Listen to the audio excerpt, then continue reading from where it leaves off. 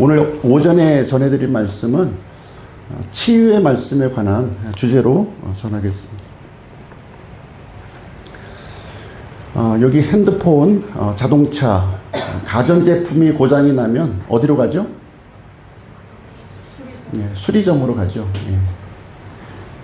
서비스 센터에 보내서 수리를 하고 있습니다. 사람이 병들면 어디로 가나요? 병원에 갑니다. 근데 성경은 육신적 치유, 이것이 치유의 전부가 아니다, 이렇게 지금 말하고 있습니다. 그래서 오늘날 교회의 치유 사역을 이렇게 보시면요, 몸은 건강한데 겉으로 볼 때는 이제 멀쩡한데 마음이 이렇게 병들어 있는 사람이 있고요. 반대로 몸은 좀 연약하지만 영혼이 또 이렇게 강건한 그런 사람들이 있습니다.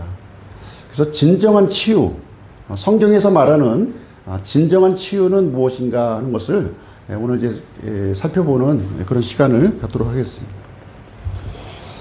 예수님의 4가지 사역에 대해서 전해드리겠고요. 성경적 치유에 대한 오해, 성경적 치유의 방향, 이런 순서로 전해드리도록 하겠습니다. 성경적 치유는 하나님의 뜻에 맞게 회복되는 전인적 변화이다, 이렇게 요약할 수가 있겠습니다. 자, 예수님의 4가지 사역을 오늘 이제 그 본문 말씀을 통해서 읽었는데요. 예수님께서 온 갈릴리를 두루 다니시며 그들의 회당들에서 가르치시고 왕국의 복음을 선포하시며 백성들 가운데에서 온갖 종류의 질환과 온갖 종류의 질병을 고치시니, 이렇게 하고 있습니다. 그래서 여기 이제 예수님의 4가지 사역이 이제 요약되어 있는데요. 두루 다니시며 첫 번째요. 그 다음에 가르치시고, 그리고 선포하시며 고치셨다, 이렇게 이제 요약해서 말씀하고 있습니다. 예수님은 우리 사람들의 삶 가운데 이렇게 들어오신 분이시라는 거예요. 영원하신 하나님이셨지만 사람의 몸을 입고 이 땅에 오셔서 우리의 삶 가운데로 이렇게 직접 돌아오셨습니다. 그리고 하늘의 진리를 우리에게 가르쳐 주셨고요. 그 다음에 복음과 회개의 메시지를 이렇게 전하셨습니다. 그리고 사람들의 이런 그 육체적, 정신적, 영적인 이런 치유를 이렇게 진행을 하셨습니다. 그래서 오늘 그 예수님의 그 치유 사례를 같이 한번 살펴볼 텐데요. 성경에는 많은 부분이 나와 있지만 특별히 4명을 이제 들어서 좀 살펴보겠습니다. 마비병 환자의 치유, 혈류증에 걸린 여인의 치유, 날 때부터 소경된 자의 치유, 베데스다 연못에 38년 된 병자. 아마 이 교회를 다니셨던 분들은 좀 익히 알고 있는 이런 이제 내용이 되겠습니다. 자, 마비병 환자의 치유를 먼저 좀 한번 볼게요. 예수님께서 이 마비병 걸린 환자를 어떻게 치유하셨느냐. 5절 말씀이요. 마가복음 2장 5절에 마비병 환자에게 이르시되 아들아 내 죄들을 용서받을 지어다, 이렇게 선포해 주셨습니다. 마비병이 걸려서 움직일 수 없는 사람이었어요. 그런데 친구의 도움을 받아서 예수님께로 이제 나아가려고 했는데 너무나 많은 사람들이 예수님 앞에 이제 모여있기 때문에 지붕에 올라가서 지붕을 뜯고 예수님 앞으로 이렇게 병상을 내리는 이제 장면인데요. 이때 이제 이 사람들을 보시고 예수님께서 죄사함을 선포하셨습니다. 내 죄들을 용서받을지어다, 이렇게 말씀해 주셨고요. 그래서 말씀 앞에서 이 죄가 사해지는 순간 이 마비병 걸린 이 환자에게 참된 자유가 이렇게 시작되었습니다. 예수님의 치유는요, 완전한 치유였어요. 여기 보시면 내가 네게 이르노니 일어나 내 자리를 들고 내 길로 가서 내 집으로 돌아가라, 이렇게 말씀하셨습니다. 이르노니 하고 하는 단어가 나오죠. 이르노니. 많이 들어보셨던 그 단어 아닌가요? 창세기 1장에 보시면 이르시되 어떻게 됐습니까? 그대로 되었다 하는 내용이 이제 있는 것처럼 예수님께서 이루셨을 때 그 말씀이 그대로 성취가 되었습니다. 그래서 예수님의 말씀 자체가 이 치유의 능력을 이렇게 갖고 있었던 것이죠. 오늘 이제 5절 말씀을 이렇게 보시면 예수님께서 그들의 믿음을 보시고 이렇게 했습니다. 환자의 믿음을 본 게 아니라 그들의 믿음을 보신 거예요. 이 공동체의 믿음을 이제 본 거죠. 마비병 환자는 스스로 예수님께 나아갈 수가 없었어요. 그래서 4명의 친구들의 도움을 받아서 예수님 앞으로 이렇게 나아가게 되었습니다. 그래서 우리가 예수님 앞에 나아가기 위해서는요, 이렇게 누군가의 도움으로 나가는 겁니다. 스스로 나오기가 힘든 거예요. 그래서 누군가 예수님 앞으로 나올 수 있도록 이렇게 인도하는 것이 바로 믿음의 행동이라는 것이죠. 자, 진정한 치유를 여기서 이제 살펴볼 수 있는데요. 예수님의 말씀을 통해 영혼이 회복되었고요. 죄가 용서된 거죠. 그리고 공동체 안에서 삶이 새롭게 되는 것으로 여기서 묘사를 해주고 있습니다. 그래서 치유라고 하는 것을 우리가 단순히 병든 몸이 이게 고침을 받는 것이 아니라 지금 굉장히 그 전인적인 치유를 설명해주고 있는 거예요. 영적인 치유, 또 정신적인 치유, 그리고 육체적인 치유로 이렇게 연결되는 모습을 우리는 이제 볼 수가 있습니다. 자, 두 번째는 혈루증 걸린 여인의 치유 장면을 한번 보시도록 하겠습니다. 마가복음 5장에 나와 있는데요. 12해 동안 혈루증이 있던 어떤 여자가 12년 동안 혈루증으로 이렇게 고통을 이제 받았던 여인이 있었습니다. 혈루증은 이제 아시다시피 그 여인들이 하혈을 하게 되는데요. 멈추지 않는 거예요. 멈추지 않는 그런 증상이 이제 되겠습니다. 그래서 율법에서는 이런 그 혈루증에 걸린 이 여인을 부정한 사람으로 이렇게 판단을 했고요. 격리시키는 그런 그 결정을 했습니다. 그래서 여인은 12년간 고통을 이제 받았다고 지금 되어 있고요.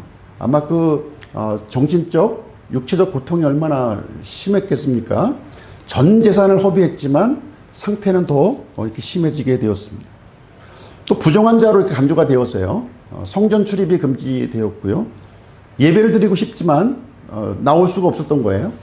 사회적으로는 사람들과 격리되어서 이렇게 고립된 그런 모습을 갖고 있었습니다. 근데 이 여인이 예수님에 대한 소문을 들은 거죠. 예수님의 그 소문을 듣고 예수님 앞에 나아가기만 하면 내가 고침을 받을 수 있다고 하는 그런 믿음을 이제 갖게 되었습니다. 28절에 보시면 이는 그녀가 이르기를 내가 그분의 옷에만 손을 대도 온전하게 되리라 하였기 때문이더라. 여인은 예수님의 말씀을 듣고 어떻게 반응했다고요? 믿음으로 반응했습니다. 믿음으로. 이 믿음이 예수님과의 만남으로 이어졌습니다. 이 부정한 여인이었는데요. 예수님 앞에 나아가는 것이 쉽지 않았을 거예요. 사람들의 어떤 그 지목이 있었을 것이고 비난과 조롱과 야유가 있었을 겁니다. 많은 사람들로 예수님을 둘러싸고 있었고요. 접근하기가 힘들었어요. 근데 모든 장애를 극복하고 이 여인은 예수님 앞으로 다가가서 그 옷자락에 손을 댄 것입니다. 그랬을 때 예수님의 능력이 여인에게 이제 들어가게 되었고요. 완전한 치유가 일어났습니다. 그분께서 그녀에게 이르시되 딸아 내 믿음이 너를 온전하게 하였으니 평안히 가라. 내 악성 질병에서 놓여 온전하게 될지어다. 지금 예수님은 그 마비병 들린 환자에게는 뭐라고 불렀습니까? 아들아. 아들아. 그리고 지금 혈루증 거인 여인에게는 딸아 이렇게 부르고 있습니다. 하나님의 가족으로 받아들였다는 거예요. 사람들은 다 이 사람들을 외면하고 이렇게 고립시켰지만 이제 예수님은 품어주시고 안아주시고 하나님의 가족으로 받아주셨다는 겁니다. 말씀은 이렇게 하나님의 가족으로 이렇게 회복되는 치유를 이렇게 받은 것이죠. 부정한 자, 부정한 자를 온전한 자로 이렇게 즉시 만들어 주셨습니다. 그래서 예수님의 치유 장면을 여기서 보시게 되면요, 전인적인 회복이에요. 단순히 질병에서만 이렇게 고침을 받은 것이 아니라 지금 전인적으로 회복되는 모습을 볼 수가 있습니다. 오늘날에도 여전히 말씀은 살아서 역사하고 있습니다. 예수님 시대에만 이렇게 역사한 게 아니고요. 이 말씀은 시대와 상관없이, 장소와 상관없이 살아서 역사하고 있습니다. 그래서 우리 사람들의 깊은 상처를 만져주시고요, 우리 삶 전체를 회복해 주시고 있습니다. 그래서 영적 치유, 정신적 치유, 육체적인 치유로 이렇게 연결되는 모습을 우리는 보게 되는 것이죠. 자, 세 번째 인물입니다. 소경된 자를 이렇게 치유해 주시는 그런 장면이 되겠는데요. 요한복음 9장에 이제 언급이 되어 있습니다. 예수님과 제자들이 이렇게 이제 마을을 이렇게 지나가고 있었는데요. 그때 태어나면서부터 눈먼 사람을 이렇게 목격하게 된 것입니다. 태어나면서부터 참 운명이 기구하죠. 부모에게서 태어나면서 눈이 먼 거예요. 그래서 이 문제를 가지고 이제 갑론을박 논쟁이 이렇게 벌어졌습니다. 누구의 죄인가? 이 사람의 죄인가? 아니면 부모의 죄인가? 아니면 조상들의 죄인가? 이걸 가지고 분분하게 이제 그 의견이 이제 나눠지게 되었습니다. 이때 예수님께서 이제 이 말을 들으시고요, 이렇게 말씀하십니다. 예수님께서 대답하시되 이 사람이나 그의 부모나 죄를 짓지 아니하였으며 다만 이것은 그 안에서 하나님의 일들이 나타나려 함이니라, 이렇게 말씀하고 있습니다. 이 사람의 죄도 아니고 부모의 죄도 아니다는 거예요, 지금. 병의 원인이 죄일 수도 있지만요, 이 경우는 죄로 인해서 생긴 병이 아니라는 거죠. 뭘 보여주기 위함이었냐면 하나님의 일들을 보여주기 위해서 소경으로 태어났다는 거예요. 태어날 때부터 예수님과의 이 만남을 위해서, 예수님의 고침을 받는 이 장면을 통해서 하나님의 영광을 드러내는 이 씬을 한번 촬영하기 위해 준비된 인물이 이제 되겠습니다. 사람들의 관점은 이제 죄라고 보았어요. 비난하고 정죄하고 이렇게 했습니다.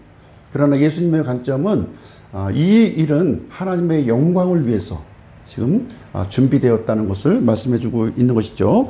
그래서 말씀이 임할 때, 하나님의 말씀이 우리에게 임할 때요, 고통의 원인보다는 하나님께서 이루실 영광이 더 선명해진다고 하는 사실입니다. 죄가 많은 곳에 은혜가 이렇게 넘친다고 이렇게 말씀하고 있습니다.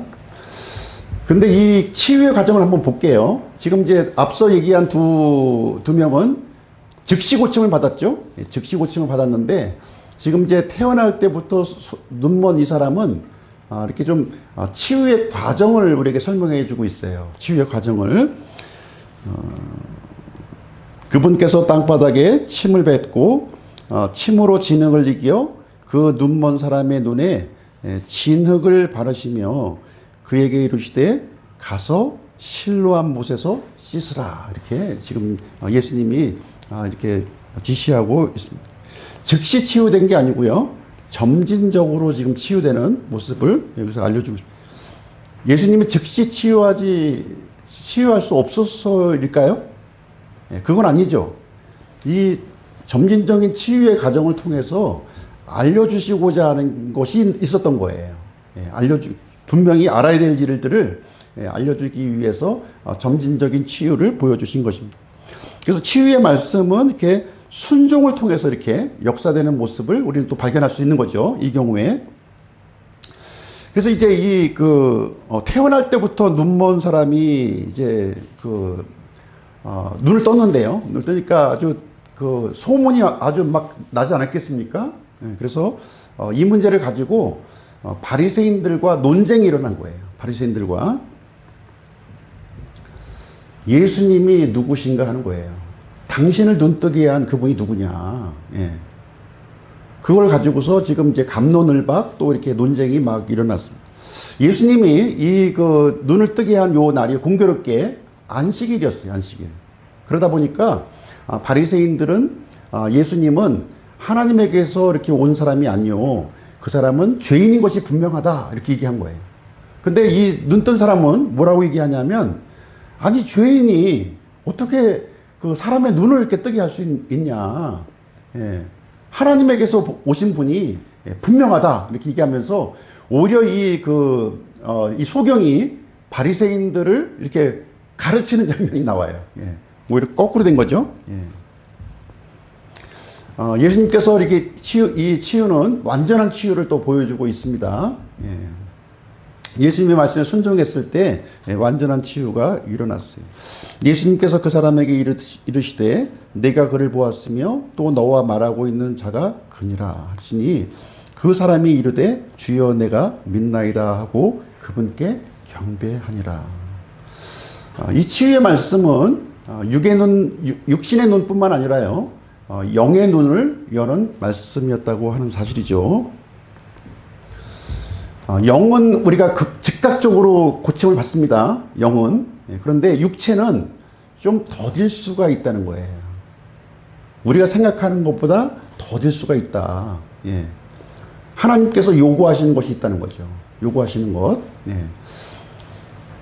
내 삶의 아픔은 우리가 살아가면서 여러 가지 이런 아픔과 이런 고난을 겪지 않습니까?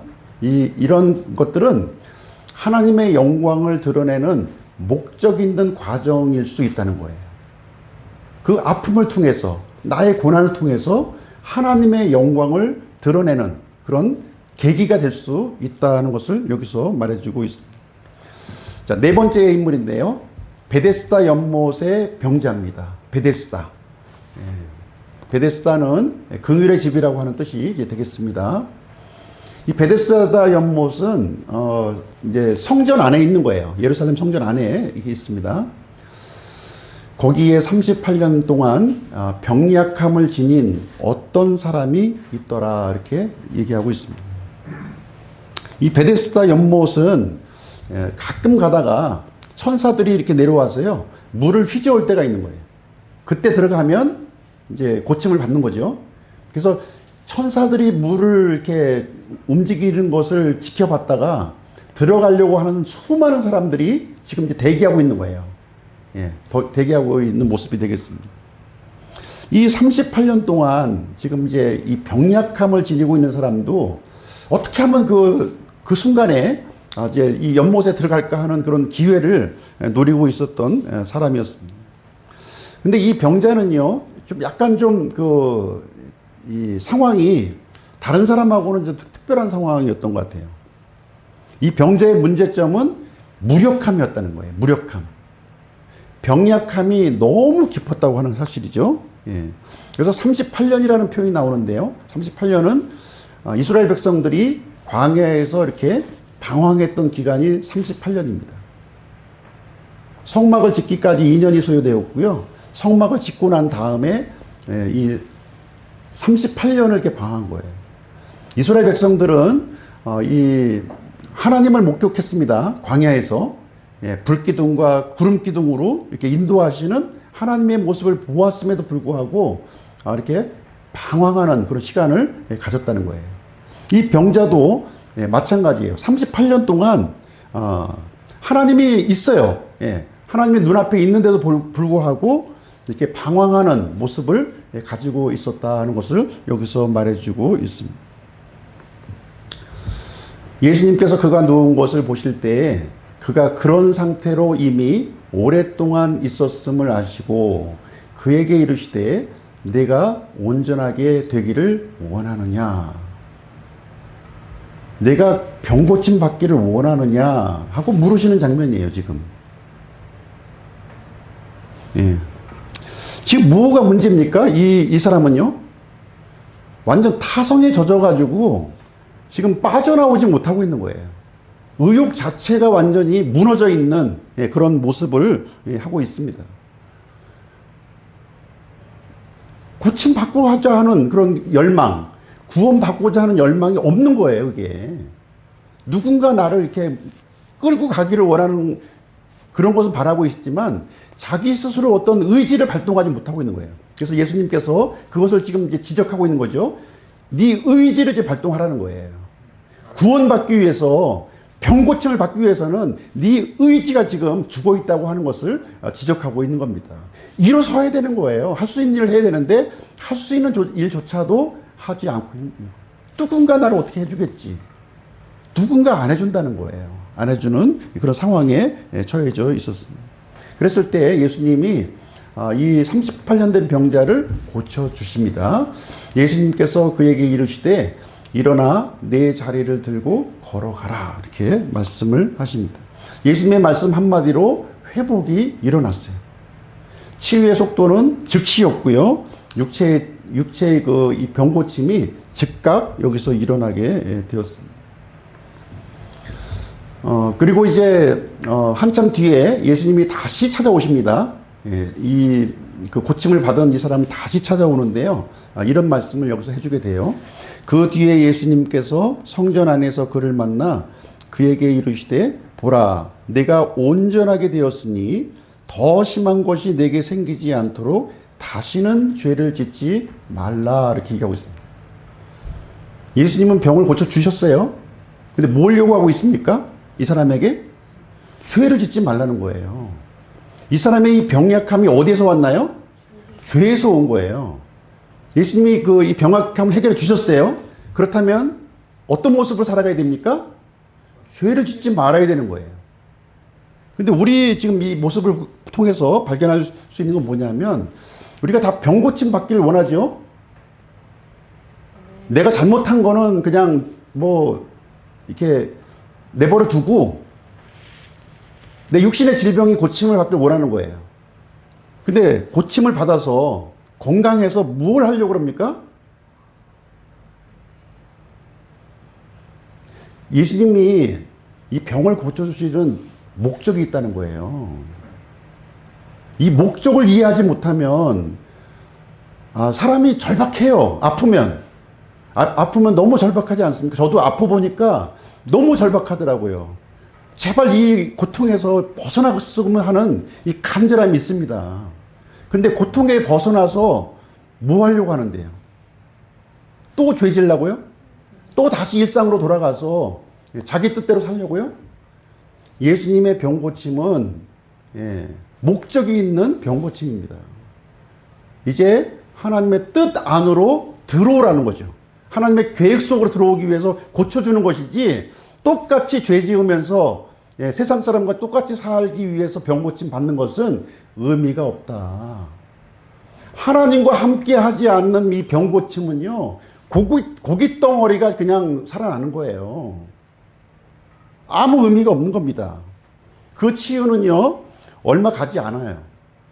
더 심한 병으로 고생하게 될 것이다 하는 것을 여기서 지적하고 있습니다. 이 병고침에 대해서 예수님께는 어려움이 없어요. 하나님이시거든요. 이 사람의 믿음과 상관이 없이 예수님은 능력을 행하시는 분이라고 하는 사실을 여기서 보여주고 있습니다. 근데 우리가 예수님을 분명히 알아야 될 것이 뭐냐면, 단지 병만 고쳐주는 사람인가, 내가 힘들 때 그냥 뒷바라지 해주고 응원해주는 사람인가, 아니라는 거죠. 그거 아니에요. 우리의 생명과 삶을 회복시키는 분이에요. 하나님과의 관계를 다시 회복하시는 분입니다. 치유의 말씀은 우리에게 죄를 멀리하고 말씀에 순종하며 새로운 삶을 살라고 명령하시고 있는 것입니다. 자, 성경적 치유에 대한 오해인데요. 이건 제가 제 말이 아니고 AI의 도움을 제가 받았습니다. 그래서 요즘에 AI에 이렇게 질문을 하면 아주 성경적인 답변을 이렇게 해줍니다. 좋은 질문을 하면 좋은 답이 나오고요. 고급스러운 질문을 하면 고급스러운 답이 나옵니다. 성경적 치유에 대한 오해가 있습니다. 기적 중심의 신앙, 은사주의적 기대, 신사도 운동의 영향 등으로 인해 성경에서 말하는 치유의 본질이 왜곡되는 경우가 많다는 겁니다. 하나씩 한번 보실게요. 5회 1입니다. 자, 치유 집회 가면 어떤 일을 이제 하게 되냐면 사람이 아프면 절박하잖아요. 병을 고쳐야겠다고 하는 그 일념으로 이 집회, 저 집회 막 돌아다니는 거예요. 그런 사람들에게 뭐라고 얘기하냐면 믿기만 하면 반드시 병이 나아야 한다 하는 거예요. 믿기만 하면 돼. 믿기만 하면 돼. 그래서 이 말씀을 가져옵니다. 예수님의 말씀인데요. 내 믿음대로 될지어다. 내 믿음대로 될지어다. 그럼 뭐라 그럽니까? 아멘. 목소리 터져가면서 아멘 그러죠. 예? 내 믿음대로 될지어다. 아멘. 예. 이거는요, 말씀을 도용하는 겁니다. 예수님도 아닌데 예수님 행세하고 있는 거잖아요, 지금. 예. 믿음과 병고침을 이렇게 연결시키는 거예요. 믿음 좋으면 병고침 받는다는 거죠. 그리고 믿음 나쁘면 병을 고칠 수 없다는 거예요. 그래서 그 은사 집회에 가면 병고침을 받으면 그 강사가 능력이 있는 거고, 병고침 못 받으면 네 믿음이 부족한 거고, 정성을 더 바쳐야 되는 거죠. 어떻게 해요? 봉투에 넣어가지고 이렇게 바리바리.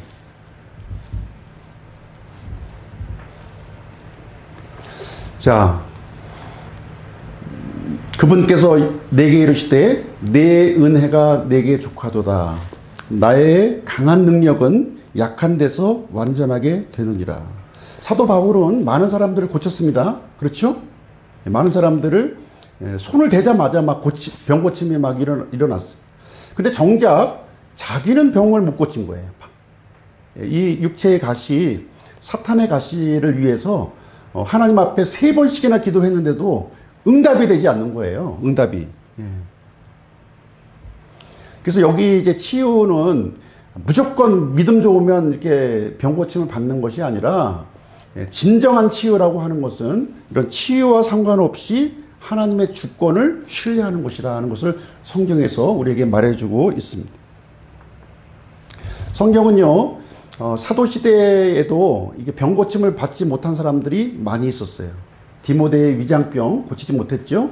드로비모의 그 병, 이것도 고치지 못한 사례가 성경에 많이 등장하고 있습니다. 그래서 병 고침이라고 하는 것은 하나님의 주권적인 은혜로 이루어지는 것이지 우리가 믿습니다 해서 받는 것이 아니다 하는 것을 말해주고 있습니다. 두 번째 오해입니다. 병은 모두 죄의 결과이다 이렇게 보는 거예요. 질병이 걸렸으면 그 사람 죄 지어서 그렇지, 회개해야 돼, 이렇게 판단하고 정죄를 하는 것입니다. 그래서 치유를 반드시 회개하고 연결시켜야 한다고 주장을 하고요. 환자의 병을 고치기 위해서 그 사람을 정죄하고 강압적으로 회개를 시도하게 만드는 것입니다. 자, 성경적인 반론은 어떻습니까? 우리 살아가는 인생, 타락한 세상에서 살아가고 있는 인간의 모습은 이렇게 고난받고 이렇게 여러 가지 힘든 일을 겪게 된다는 것을 우리에게 설명해 주고 있습니다. 믿음과 상관이 없어요. 여자에게서 태어난 사람은 날수가 적고 괴로움이 가득하며 꽃과 같이 나와서 꺾이고 또한 그림자같이처럼 달아나서 계속 머물지 아니한다 이렇게 얘기해 주고 있습니다. 병의 원인이 죄일 수도 있어요. 지금 이제 베데스다 연못에 나왔던 그 사람처럼 죄일 수도 있지만 반드시 그런 건 아니라는 거예요. 반드시. 그래서 이 질병을 가지고 돈벌이 수단으로 삼아서는 안 되는 거죠. 그렇죠? 그런 것을 분별할 수 있어야겠습니다. 세 번째는 진정한 신앙 공동체는 기적이 일어나야 된다 이렇게 주장하고 있어요. 기적이 일어나야 된다. 성령이 충만한 교회라면 방언, 예언, 치유, 쓰러짐 등의 현상이 반드시 나타나야 된다 이렇게 말하고 있습니다. 기적이 없다면 성령이 역사하지 않는 것이다 이렇게 하면서 이런 그 방언이라든가 예언, 치유, 쓰러짐을 굉장히 집회에서 강조를 하게 됩니다. 성경적인 반론 보겠습니다. 모두 사도이겠느냐? 모두 대언자이겠느냐? 모두 교사이겠느냐? 모두 기적을 행하는 자이겠느냐? 이렇게 얘기해 주고 있죠. 초대교회의 기적은요, 제한적으로 이루어졌다는 거예요. 하나님의 이 복음이 전파되도록 하기 위해서 제한적으로 이루어진 거예요. 제한적으로. 예. 진정한 공동체의 표지는 뭐냐? 말씀 중심, 사랑, 성령님의 열매, 진리 안에서의 성숙합니다 하는 것을 대부분의 성경에 가르쳐주고 있는데요. 예. 근데 기적만 가지고, 기적이 일어난 부분만 끄집어 가져와서 지금 이제 그것을 편집해서 지금 이제 메시지를 전하고 있는 것이죠. 예. 하나님의 말씀을 호도하고 있는 거예요. 성경에서 기적이 일어났던 시대를 우리가 생각해 보면 모세 시대에 잠깐 기적이 일어났고요. 왜 일어났습니까? 이집트에서 이스라엘 백성들을 이제 끄집어내기 위해서는 하나님께서 이 기적을 행하셔야 했던 것이죠. 두 번째는 엘리야와 엘리사 시대에 이렇게 기적이 일어났어요. 그때는 이제 이스라엘이 멸망할 상황이었거든요. 멸망할 상황에서 이제 이스라엘 백성들을 이제 회개시키기 위해서 하나님이 이제 제한적으로 기적을 베풀어 주신 겁니다. 또 한 번 언제입니까? 예수님과 사도시대에 기적이 일어난 거예요. 이 하나님의 복음이 유대인에게서 이방인에게 흘러가도록 역사하시기 위해서 제한적으로 역사하신 것이지 모든 시대에 기적을 일으키신 것이 아니다. 성경을 잘 분별하고 이렇게 보셔야 되는 것입니다. 자, 네 번째 오해는요, 치유는 사역자의 능력에 달려있다는 거예요. 사역자가 얼마나 대단한 사람이길래. 특정 인물의 안수나 기도로 병이 낫는다고 믿습니다. 예전에 제가 이제 용산에 살았는데요. 그때 현신의 권사라고 있었어요. 막 줄을 서가지고 막 그거 안수 받으려고 막 난리가 난 거예요. 난리가 났어요. 사람에게 능력이 있는 게 아닙니다. 우리 조금 전에 이제 기도로 통해서 뭐 주의 종 이렇게 말씀하셨는데 그렇게 얘기하면 저는 진짜 땅 속으로 들어가고 싶어요. 솔직하게. 아니 제가 무슨 주의 종이야. 아니 어떤 분들은 그냥 떳떳하게 뭐 다른 분이 또 주의 종이라고 얘기하는 게 아니라 본인 스스로 주의 종이라고 막 말씀하시는 분들이 있어요. 근데 진짜 이 사람에게 능력이 있는 게 아닙니다. 사람을 우상화하시면 안 돼요. 아무리 유명한 목회자나 이런 강사가 온다 할지라도 그 사람 자체의 능력이 있는 게 아니에요. 하나님의 말씀의 능력이 있는 거죠. 치유의 말씀의 능력이 있는 겁니다. 그래서 이 특정 인물의 능력을 이렇게 강조하게 되면요, 권위를 남용하게 되고 금전을 요구하는 이런 부작용들이 이제 많이 일어나고 있는 것입니다. 자, 성경적인 반론 한번 보실게요. 사도행전 4장에 보시면 이 베드로가 이 성전 이 미문 앞에서 이렇게 안전뱅이를 일으켜 세우는 그 장면이 나오죠. 거기에서 이 안전뱅이가 일어나니까 사람들이 구름대 같이 베드로 앞으로 다 몰린 거예요. 그때 베드로가 지금 이스라엘 백성들 앞에서 이제 선포하는 말씀 보시기 바랍니다. 베드로가 그것을 보고 백성에게 응답하되 너희 이스라엘 사람들아 어찌하여 이 일에 놀라느냐 어찌하여 마치 우리가 우리 자신의 권능이나 거룩함으로 이 사람을 걷게 만든 것처럼 우리를 이토록 진지하게 쳐다보느냐 이렇게 얘기하고 있는 거예요. 이 안전병을 일으킨 것은 베드로의 능력이다 아니다? 아니라는 거예요. 예수 그리스도의 이름의 능력이 있는 것이지 사람 개인에게 능력이 있는 것이 아닙니다. 그래서 치유라고 하는 것은 하나님의 주권적인 은혜에 달려있는 겁니다. 하나님이 은혜를 주실 수도 있고요. 안 주실 수도 있는 거예요. 꼭 주셔야 되는 게 아니라는 겁니다. 안 주시면 안 주시는 대로 이유가 있는 것이고요. 주시면 주시는 대로 그 이유가 있는 겁니다. 그것을 우리가 신뢰할 수 있어야 되겠습니다. 다섯 번째 오해는요. 치유는 궁극적인 회복이다 이렇게 보는 거예요. 치유는 궁극적인 회복이다. 이 땅에서의 병고침이 믿음의 최종 목표라고 주장을 하고 있는 것입니다. 믿음과 이 치유를 그냥 이렇게 등식화시키고 있는 거죠. 현세 중심의 신앙이에요. 아, 예수님 믿었으면 잘 살아야지. 예수님을 믿었으면 이렇게 병 고침을 받아야지. 예수님 믿었으면 성공해야지. 이 시각이 여기 들어가 있는 겁니다. 이 번영신학이죠. 예. 요즘 그 기독교 무당 노릇하고 있는 거예요. 무당. 예. 무당. 그런데 사람들이 막 구름대 같이 몰려가지고 어떻게 하면 성공할까? 어떻게 하면 이 고침을 받을까? 어떻게 하면 잘 될까 하는 것을 가지고 지금 이제 따라가고 있습니다. 중요한 건 뭐예요?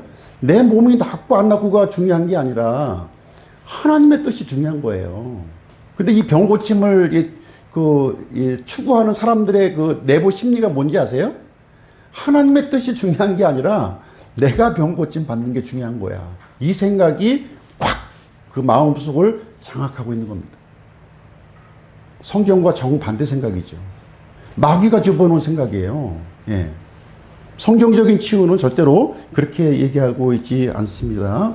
예수님은 십자가에 달리시기 전날 밤 이렇게 기도했어요. 내 뜻이 아니라 아버지의 뜻이 이루어지기를 원하나이다. 예.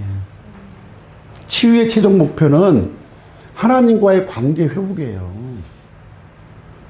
하나님과의 관계 회복이 안 된 상태에서 병 고침 받으면 무슨 소용이 있습니까?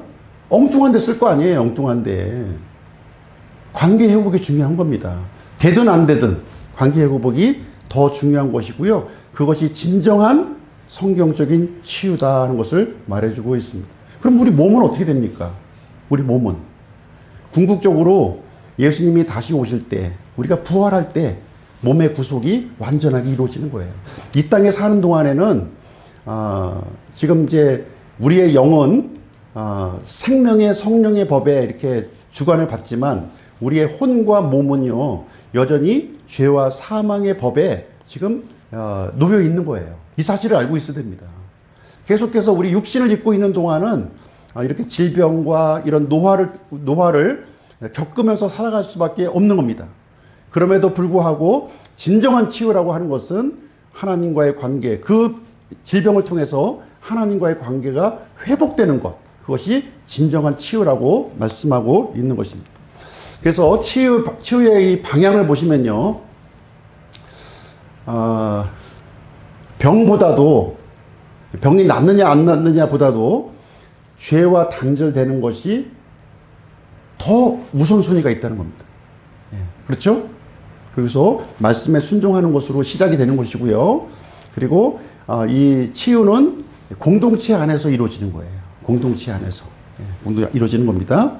그리고 거룩함으로 전환이 이루어져야 되는 것이고, 우리가 비록 이 질병이 치유되지 않았다 할지라도 하나님의 뜻이 있는 거니까 몸의 구속을 이렇게 바라보면서 소망하는 삶을 살아야 할 것을 성경은 우리가 가르쳐 주고 있습니다. 만약에 육신적인 치유가 전부라면요, 예수님 가지 마셨어야죠. 계속 이 지상에 남으셔서 계속 고쳐주셨어야 돼. 근데 예수님이 모든 그 병자를 다 고쳐주셨습니까? 그건 아니잖아요. 제한된 몇 명만 고쳐주신 거예요. 근데 그것을 예수님이 흉내낸다고 마치 예수님이 병을 고쳤으니까 우리도 병을 고쳐야 된다고 열심히 병 고치는 사람들이 있다는 거예요. 저는 묻고 싶어요, 그분들한테. 이렇게 집회하지 말고 병원에 환자 많잖아요. 병원에 가서 고치시면 되지. 병원에 가보니까 환자가 그렇게 많더라고요. 다 몰려 있어. 괜히 멀쩡한 사람 모아놓고 이렇게 사기칠 것이 아니라 그 병원에 가서 암 환자, 이런 그런 환자들 있잖아요. 가서 고치시면 되잖아요. 이름 없이 빚도 없이. 진짜 본인이 능력이 있다면. 어떤 그 강사가 이제 소경을 눈뜨게 했는데 소경을 나오라고 해가지고 소경을 눈뜨게 했어요. 사람들이 막 박수치고 난리가 났는데 그 소경이 그 눈을 뜬 다음에 자기 앉은 자리로 그대로 가는 거예요. 이상하지 않습니까? 소경이었는데 이게 나왔어. 눈을 떴어. 근데 자기 자리를 그대로 찾아가요. 원래부터 눈을 뜬 사람 아닙니까? 그렇죠? 자기 자리를 찾아간다는 거는. 이해가 잘 안 되시나요? 예.